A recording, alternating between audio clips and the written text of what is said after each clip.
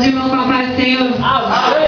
Eu estou muito feliz de estar aqui na presença do Senhor Jesus Cristo, porque Ele que nos trouxe aqui, aleluia.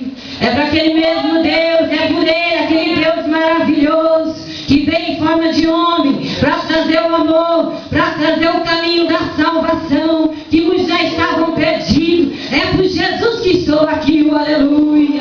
Em Isaías 55, 8, 9 diz: meus pensamentos não são os vossos pensamentos, nem os meus caminhos, os vossos caminhos, diz o Senhor. Oh, aleluia, glória a Deus. Assim como os céus são mais altos que a terra, assim são os meus caminhos mais altos que os vossos caminhos, e os meus pensamentos mais altos que os vossos pensamentos. É por isso que você está aqui nesta noite. Nem queira perguntar para Deus, nem queira, porque o que Ele tem para você é grande. É grande. É morar com Ele na glória, aleluia. Acha falando para você que você não vai conseguir, que você não é nada, que você é um perdido. Você foi.